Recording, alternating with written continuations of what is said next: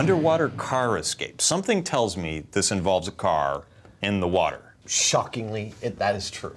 This is one I've been wanting to do almost since we started doing this show. The myth is that you're in a car, it goes over the side of a bridge or something into the water and it starts to sink. The myth is you will not be able to open that door until the cabin of the car fills up with water. And then you can open the door and escape. Sounds like you might be cutting it kind of close, though. That's exactly what we're going to find out. It's the stuff of nightmares and spectacular movie stunts. But this sinking scenario is a real-life life threat. So, if you're in a vehicle that takes a dive into the drink, is it possible to escape, or would a watery grave be your fate? The myth is, if you're trapped in a sinking car, you have to wait until the cabin fills up with water and the pressure equalizes before it's possible to open a door and swim free. I think it's pretty obvious what the plan for this one should be. Yep. We got to get a real car, we got to put it in the water, and get inside it and go down with it. Really, I've always wanted to be the dude in the car. You got to let me be the dude in the car. You can be the dude in the car. Yes! Dude, better you than me. But before he gets his feet wet, Adam first sets up a small-scale pressure test. He fills a 3-foot-deep cylindrical tank with water. It's an interestingly improvised, rubbery contrivance that makes perfect sense to him. On the right here is a box which represents my car. And like a car, it will let water in, but slowly. It'll leak out of a lot of the corners and edges. And when you see that happening, hopefully this unit will demonstrate that the pressure is higher here on this drum that's in the open water than it is on this drum that's in the car. Adam places a small piece of Perspex loosely on the underside of the box that will represent the door of his car. Ready? Yep. Each foot the drum is lowered is equivalent to half a PSI of pressure. In the real world, that's a crushing 1,000 to 2,000 pounds of force on a door. That's the pressure inside the car, that's the pressure of the water outside the car. If you're inside this car, you're trying to open this door, you can't, because the pressure outside is higher than the pressure inside. Pressure differential. It's happening! Pressure differential occurs because water exerts greater pressure than air. When a vehicle sinks, the water presses on the doors, holding them shut. When the cabin fills with water, the inside pressure becomes the same as the outside, and it's only then its grip is released. After building up and up, the two lines finally meet. Watch this door, watch this door. And release. There it goes. To test this theory in a real-life situation, the plan is to suspend a car from a crane. Adam will be the trap driver in front, while Jamie will be in back wearing a rebreather. Then the car will be lowered into the watery depths, with safety divers monitoring the entire operation. Fresh from the classifieds, Jamie has found a classic American sedan with power windows. It runs great. Never to start again. Now to pull it apart. First thing we need to do is remove the engine from the car because any oil, any fluids that would foul the water is going to be a problem. First, he cuts the welds that hold the engine in place. Wisely putting safety before style, Jamie torches without his beret. Then he ties a chain around the engine that is attached to a forklift. Time to give it a gentle tug.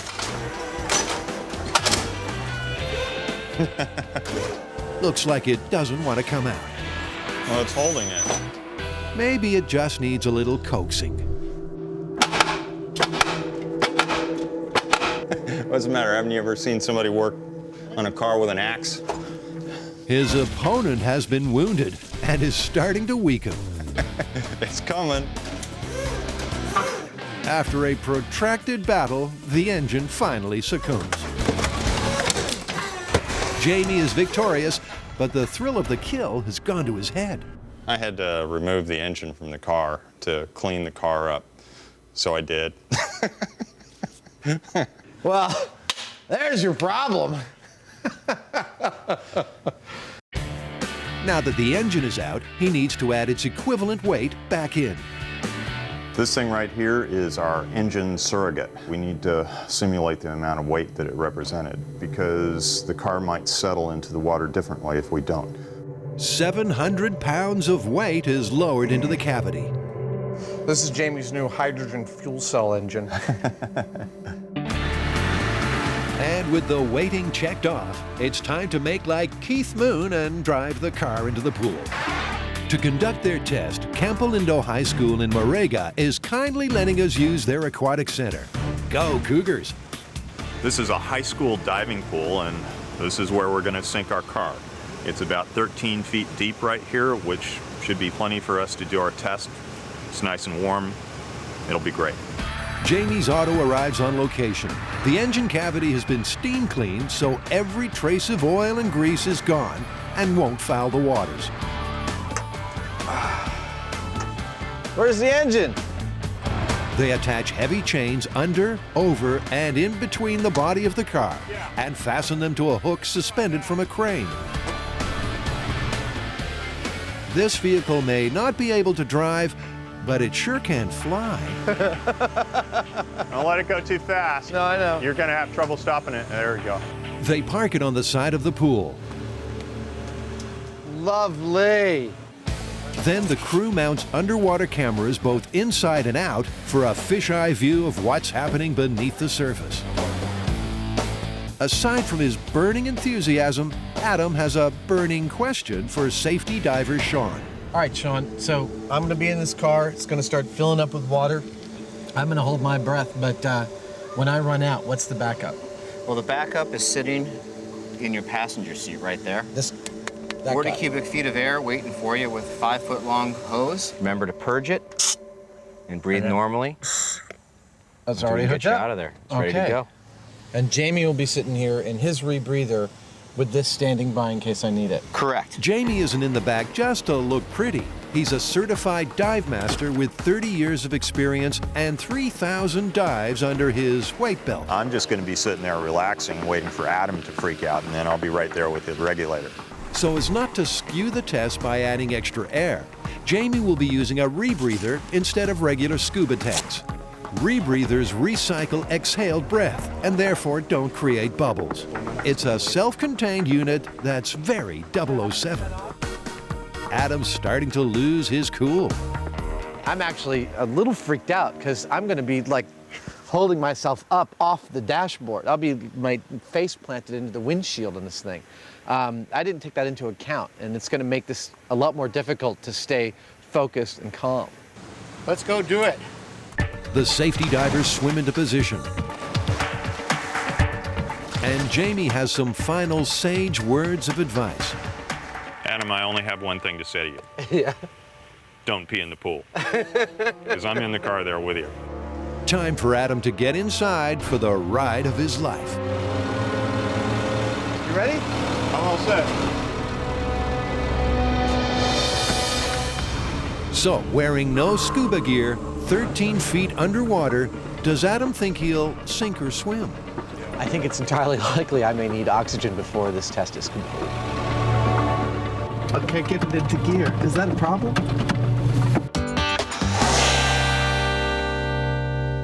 Jamie and Adam are testing the myth that if your car swerves off the road and into a body of water, to get out alive, you have to wait until it's completely submerged and full of water before you can open the door. So did you know last year, AAA estimated 11,000 vehicles went off the road and into the water, and as a result of those accidents, 300 people died. Holy cow, that's a lot of people. Yeah. I thought it was more like a freak accident.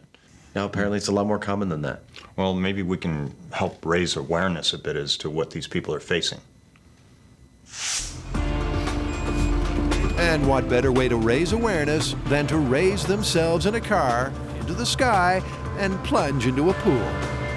What the are we doing? Remember, when Adam goes 13 feet under, he won't be wearing breathing apparatus. The paramedics are on their toes, and Adam has his escape strategy all worked out. I'm gonna try to start opening this door the moment I see the water get above my glass. Now, if the myth is true, I won't be able to open that door until the water level inside the car gets to the same point. Deep breaths, Adam, deep breaths. It's way too late to put on the brakes. I couldn't stop now if I wanted to. As the water rushes in, Adam is getting that sinking feeling. Oh, Oh, man. The crane chains go slack, and the car is sinking on its own. The 700-pound fake engine is taking it down nose first, exactly as it would in a real situation. The water's up to my butt now. All right. Okay, it's coming past my waist. Now I can start to see under the water. Oh my God, it's coming up under the windshield. Wow, I can feel the pressure. All right, I only have a couple more breaths here.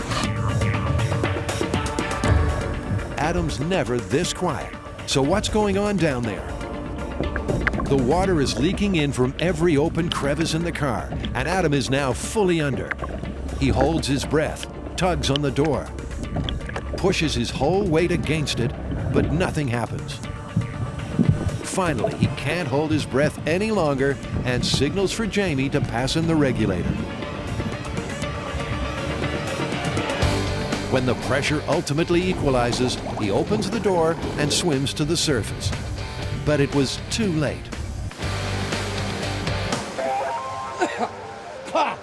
Woo!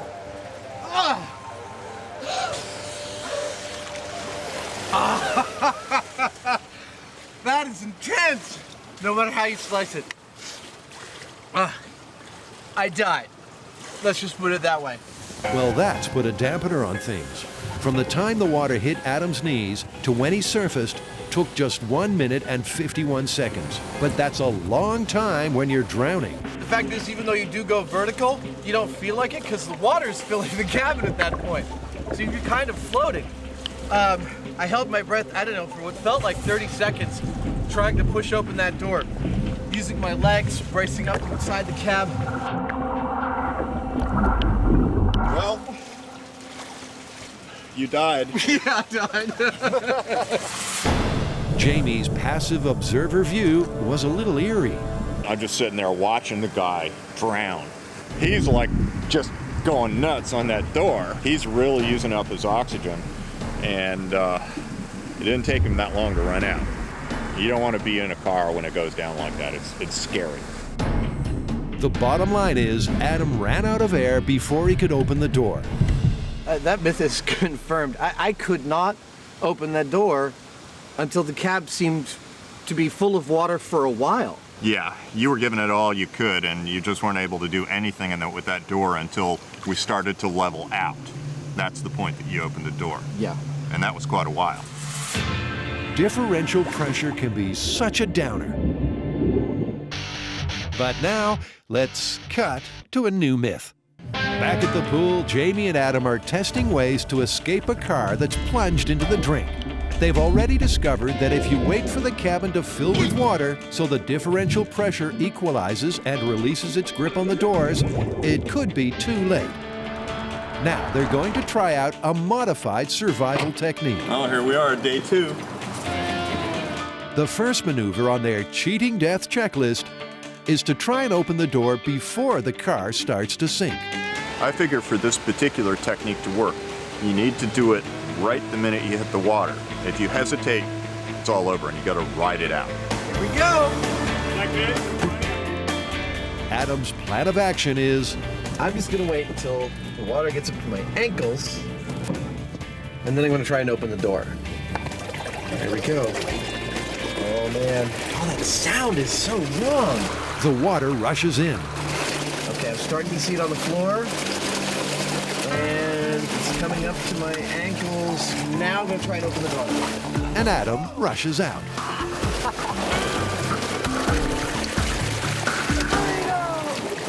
Surface exit via the door, totally viable.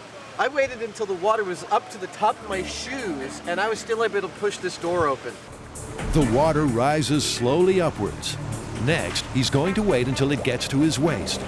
Okay, past my shoes, halfway up my shins. All right, now I'm looking at, my God, it's at my knees. I'm not gonna be able to open this door. All right, wait. This one's no pushover. As the water level climbs, so does the amount of pressure.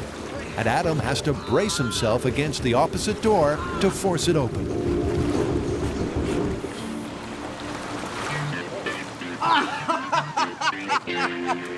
I was able to do it. But only just. This time he's going even higher. I'm gonna wait until I see water hit the top of this window. Then I'm gonna use all my strength against the opposite door to try and push it open. Dude, I'm gonna have dreams about this tonight. All right, water's getting to the top of the window here. All right, here we go. It's almost at the top, almost there. 3, 2, 1, go. The differential pressure on the other side of the door has become too strong and holds it shut. Adam gamely pushes back, but he's like a krill fighting a whale. It's not long before it's R.I.P. for our little crustacean.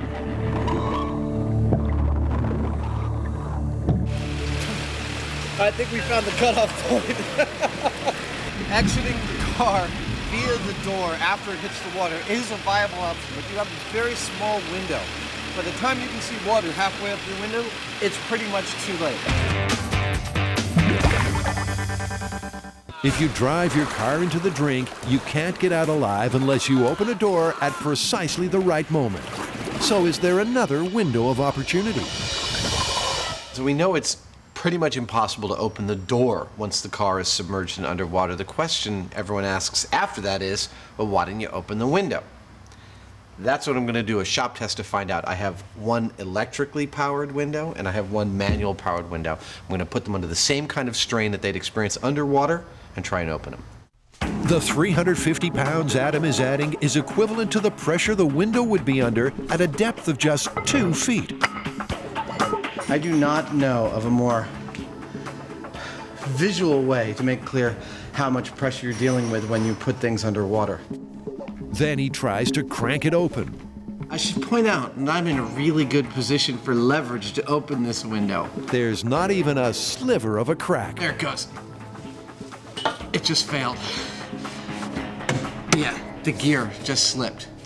Under that kind of pressure, there's so much force pushing the glass against the frame of the car that the manual lever is going to break. Maybe electric windows have more power, but the common perception is they don't even work underwater. This is the electric door, and the first thing I want to do is dump the electric door in this container with the battery and see how long the electrics hold out for.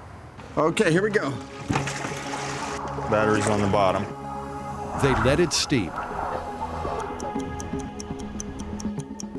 After 45 minutes, surprisingly, it's still going strong. So you shouldn't be counting on the electrics to allow you to open up the electric window, but it certainly doesn't short out immediately like I thought it would. So it's not out of the question that power windows could still work underwater. But what about the effect of differential pressure? You ready? Uh-huh. The burden of 350 pounds pressing down on the glass is a real pain. No, it's not budging. You can see it flex. Yeah, you can see it trying, but it ain't going nowhere. So with electric or manual windows, neither would you. Automatic windows, you are just as screwed as you are with manual windows. 350 pounds of pressure. That's only 2 feet underwater. It's like the bare minimum you'd be encountering.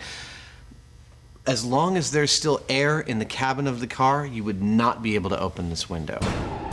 But Adam isn't prepared to expire a third time.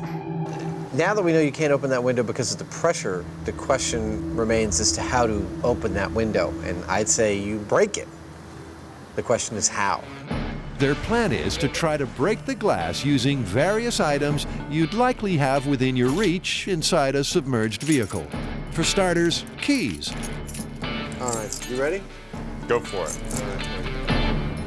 Adam smacks the glass, but it doesn't crack. I'm actually able to get a good solid hit on that. Nothing. I'd say keys are busted. Next on call, a cell phone. You're just pounding for your life. You're screwed.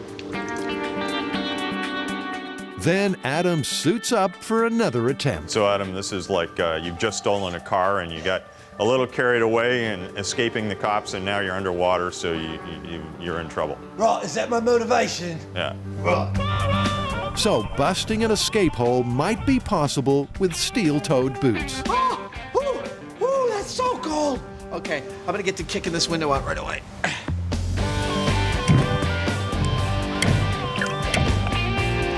But the window doesn't crumble. If he had just carried out his community service sentence, he would have lived. No. Nothing. Nope. None of the items that would be laying around randomly in your car worked for us to break a window. So we get to try the commercially available ones. This is a hammer thing with a point on it, and this is a spring-loaded punch. They tried the underwater emergency hammer first. Oh! What a difference. Wow! One hit. That was instantaneous. I'll be darned. Well, That works. Amazing, a product that does exactly what it says on the box. Next up is a store-bought center punch device, a tool that's normally used to dent a surface prior to drilling. Put it up against the glass and push, and it does that. yeah. And luckily, I have one more car door. A new door is submerged, and they're ready for the count. 3, 2, 1. Wow, my hand just went right through.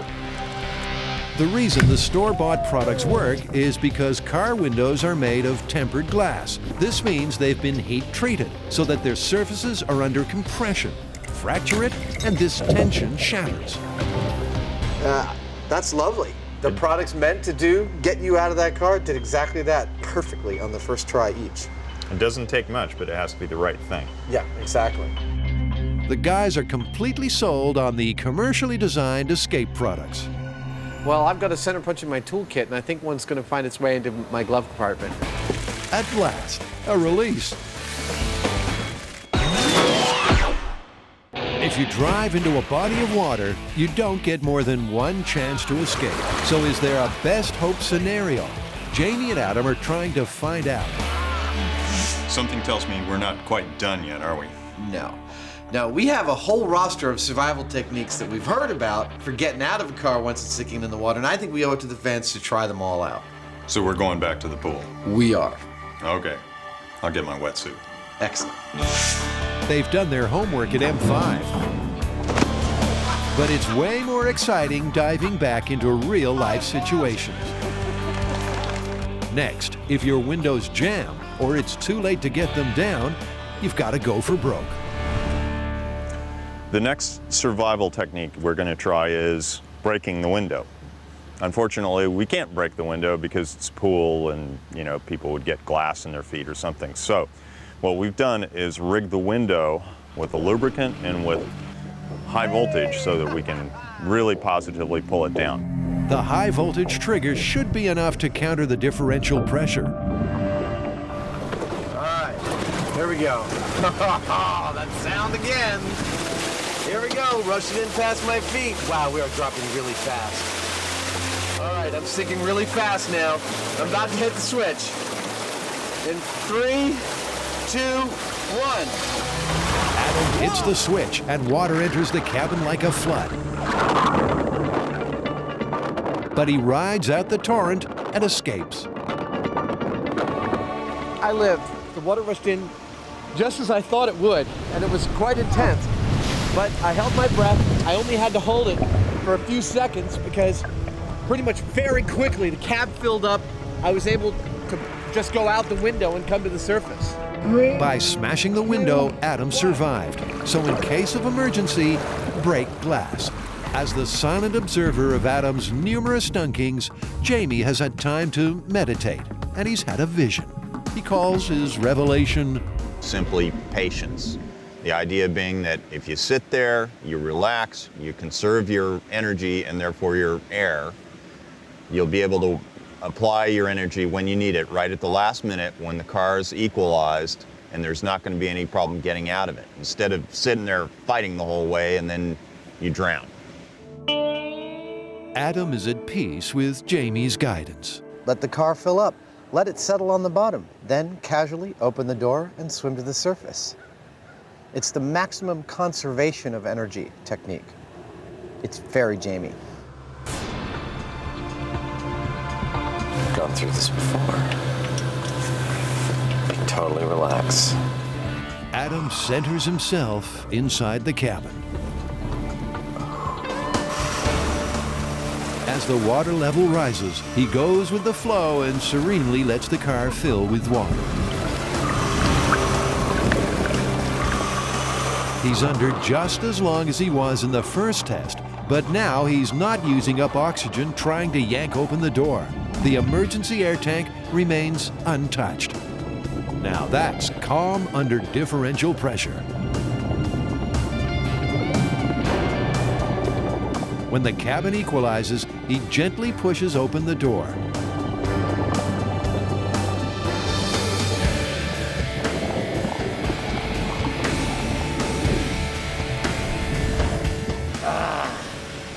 I survived!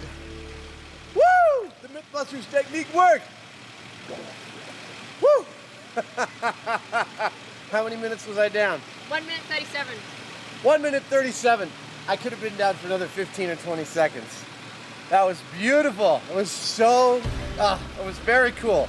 The longest period of time for the car to level out.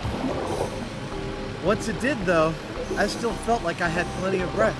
I just cracked the door, gave a thumbs up to the camera, and sauntered up to the surface. Jamie has a final, watery rumination. Of course, in the real world, this technique's a little more problematic. Everything's happening so fast, you don't know what the depth of the water that you're in is. Best is to open that window before you get water up to it, and then you're golden. In the words of a Zen master, in the beginner's mind, there are many possibilities. But in the expert's mind, there are few. Looks like the guys have narrowed down this myth. Just so. Well, how are we going to wrap this one up? Well, the original myth we started with, that you can't open the car door until the cab is full of water, is absolutely confirmed. And we've actually looked at 4 really viable survival techniques. Of course, the best one is just don't drive into the water in the first place. I'll try and remember that. My personal favorite is your Zen technique. It worked. It worked Yeah. like a charm. That was awesome. I was just sitting there watching you go.